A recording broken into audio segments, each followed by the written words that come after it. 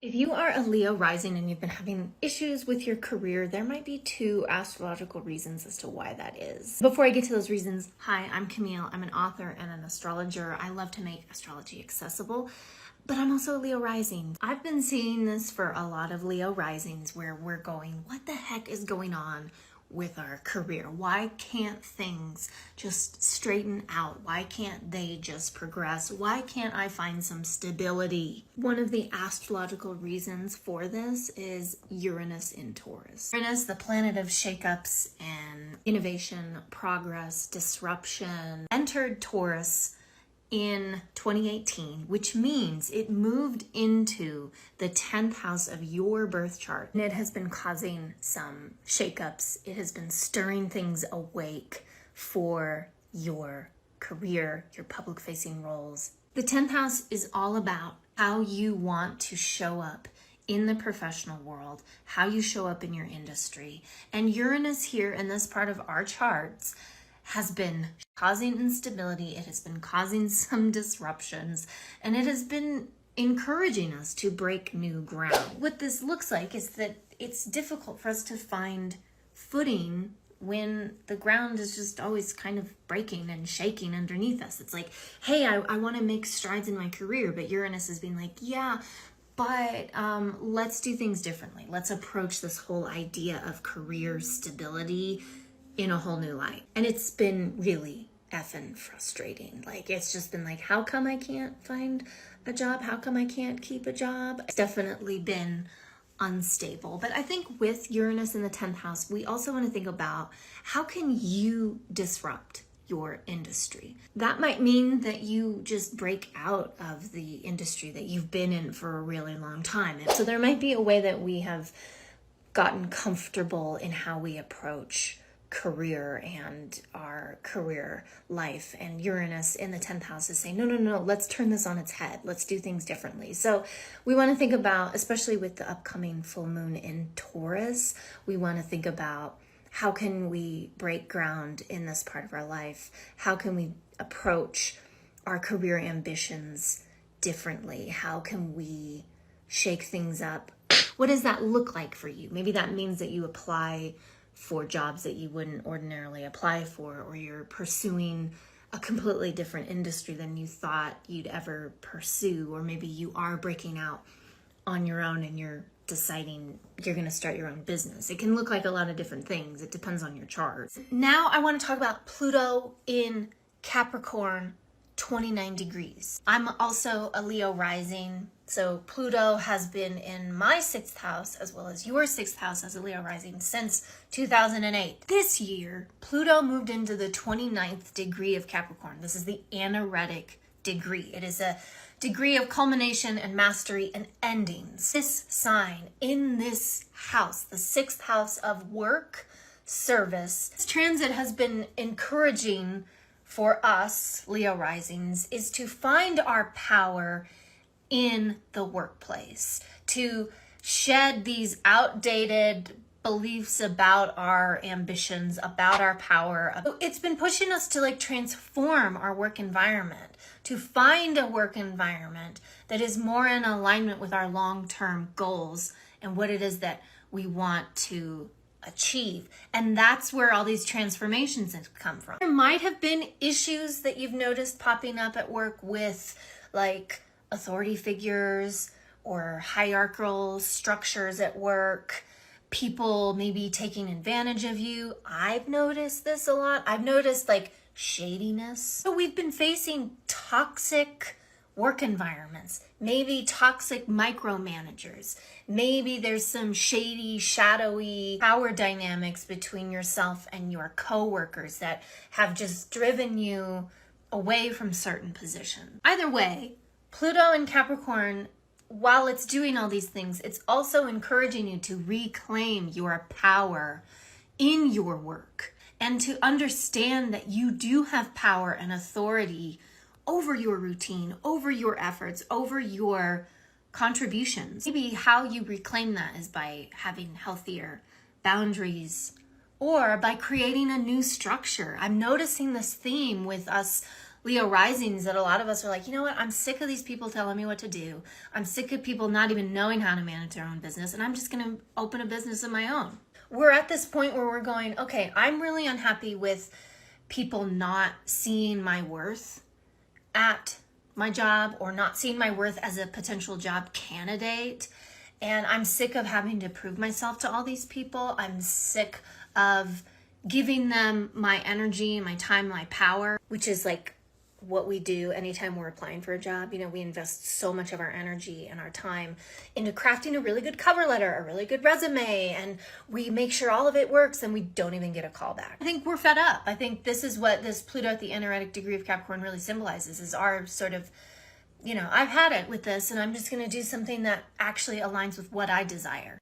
So it might be pushing you to let go of a job or a career path, even a professional identity that doesn't align with who you are anymore or who you want to be. You might be working this job that you've worked for a while, then you're just like, you know, I don't feel like this is who I am anymore. We're shedding those conventional, traditional expectations that we have regarding like 9 to 5 work, moving towards a more purpose-driven approach. It's a potent, transformative closing chapter in this part of our lives as Leo risings. This is a continuation of my Leo rising career and life series. And not to make this too public because it seems like there's a lot of pain in this post, but this screams of Saturn in the 8th house themes. Since March 2023, Saturn, the planet of limits, structure, responsibilities, obligations, boundaries, and a lot of heaviness, has moved into Pisces, which means it moved into the 8th house. The 8th house deals with shared resources, and that means it's the resources that you are either giving to another person or are taking from another person because of a, you know, energetic exchange. So it might be family, it might be your boyfriend or your girlfriend, it might be your marriage partner, it might be your kids. Saturn in the 8th house has created a situation for us Leo risings where we are either dependent on another person for their financial resources, or we are learning to become more autonomous and more of an authority figure within the resources of ourselves or others. Or maybe you've done some freelance work and this has created a sort of dynamic where you are very reliable on this income from this contract work. And through that contract work, because that's what the 8th house also corresponds to, it has been very unstable. It has been unreliable because Pisces energy isn't the best for reliability. Because of this has had sort of an adverse effect on our mental health, which is another part of our life that the 8th house corresponds to. In dealing with the shared resources with other people, maybe we are relying on this other person and we're, you know, not able to pay our rent and they're covering our part of the rent for us. And it's like, oh, it's no big deal, but we kind of feel like, you know, a loser. Or the other person is reminding us, hey, I have been doing this, and in this exchange, it hasn't been fair, and I'm gaslighting you, and I'm making you feel worse, creating limitations in our resource exchange with others. For me, on a personal note, I haven't been able to drive my car since February. And this was a car that was given to me by my parents. It's by no means a nice car, but it suddenly stopped working in February and I don't have the resources to buy another car. So I am dependent on my boyfriend's car to get me where I need to go. But that means I'm also dependent on his schedule. From that, I've been like, oh gosh, you know, I'm such a loser. I'm not making enough money because my career is unstable and I don't have enough money to pay for a car payment and yada, yada, yada. The comment that I put at the beginning of this video, the person has had career instability, which led them to move back into with their parents. And there's been some gaslighting and a lot of emotional pain. Another iteration of this transit is Saturn creating limitations to your or within your privacy and your intimate moments. Because intimacy, physical intimacy, emotional intimacy, privacy is another component of the 8th house. Saturn here is putting a block. It's creating a restriction, an obstacle in your way which is saying, okay, either I need to firm up my boundaries so that I'm able to have some alone time, or I'm able to have some privacy, or I'm able to have my sexy time with my partner, or I need to address the internal obstacle that's preventing me from sharing these experiences with my partner or with myself. Obstacles, the blocks, the restrictions caused by Saturn in Pisces speak to a need to firm up our boundaries, because maybe we are being too nice. Maybe the other person is being too nice. They're giving too much. We're giving too much. And it's not a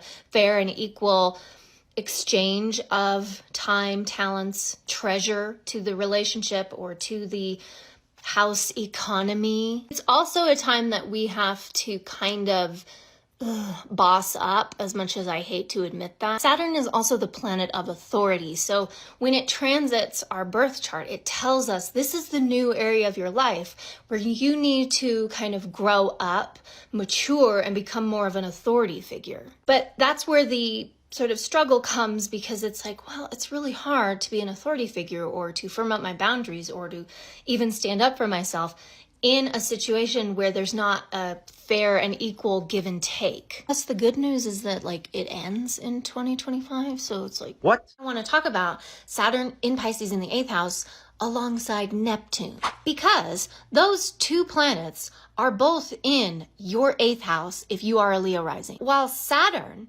is helping you create boundaries, and it's doing that by putting some restrictions and some obstacles in your way, particularly in your shared resources, your intimacy, your money that you're earning from other people, the, resources, inheritances, the debts, the loans, the alimony payments, the contract. That's what the 8th house rules, in addition to your mental health and how you're taking care of yourself and your deeper, darker secrets and all that stuff. Saturn there is saying, okay, we need to boss up. We need to create some boundaries here, because you're either giving too much or people are sucking the financial life out of you, or you're sucking the financial life out of somebody else. And there are some obstacles, there's some limitations, there's a feeling like, oh, I can't get my resources in line, or, this situation is really hard. And then Neptune is making things even less clear, because Neptune is all about fuzzing the boundaries. Neptune is foggy, Neptune is nebulous, Neptune dissolves whatever house it moves through. So in the 8th house, Neptune is trying to dissolve the boundaries that might already be in place around your shared resources, around the inherited money, around the gifts that you've received from other people, around grant money, loans, around car payments, mortgages, the money and gifts and time that you've borrowed from other people. Saturn's trying to help you set your limits, and Neptune is saying, limits, what are those? Let's just erase all the lines around that. It's also making situations in regard to shared resources very, very, very unclear. So there's a contract that you made with someone. It could be verbal, it could be written. And there's an element of that contract that was not really in the fine print, or you didn't read the fine print. And now you kind of have to deal with the reality of that. As Neptune in Pisces doesn't like reality, it's more like you're trying to escape the reality. Finances, shared finances, so the money that your partner is making, the money that you're making, the money or talents that you're merging with other people, it's a little foggy. All the facts and figures don't really line up. It's not a great time to apply for loans or mortgages or anything, because again, that fine print is really, really fine, and you need a magnifying glass to actually see what the fuck. We'll say in 2025, both Saturn and Neptune leave Pisces and they move into Aries, which means they move into the 9th house of your chart. And that's a whole nother interesting story. Mars retrograde in Leo. This transit begins December 6th. It lasts until January 6th. Yes, that January 6th. And so it's a month of Mars moving backwards through Leo. What? I mean, it doesn't actually move backwards. It's an optical illusion, but we don't have time for that. Retrogrades are periods of reflection. They're periods of reassessment, of review. Mars is the planet of action, of energy, of courage and confidence and valor. And in Leo, Mars wants to be flamboyant. Mars wants to perform. Mars wants to get attention. So this Mars retrograde in Leo is about reflecting and reviewing the ways in which you take action to get attention. And you have to think about what is and isn't working. What are you getting attention for? What do you want attention for? What's getting in your way of being more boldly, courageously, and confidently you? This is a transit for aligning your actions with your heart, with the things that you desire, with your passion. It's an especially important transit for fixed signs, but also for Aries and Scorpio, because Mars is your chart ruler, or, your planetary ruler if you're not an Aries or Scorpio rising. But that means like half of the zodiac is going to be affected by this Mars retrograde transit. We're all going to feel it. We're all going to feel a little slower pace of things. We might feel like we're not moving the needle in the way that we want to, or we're not having forward progress. So you want to use this time where things aren't moving forward and the train isn't going at its full speed to review your actions, review your goals, review your achievements and what you want to gain recognition for. You can get your horoscopes for Mars retrograde in Leo on my Substack, cosmiccannibal.substack.com. If you want to explore career astrology with me, you can check out my career and purpose astrology reading at cosmiccannibal.com, and be sure to follow for part 2. So if you have found this video helpful, or if you have more questions about what astrology is happening in your birth chart, drop that in the comments, like this post, share this post, and follow for part 2.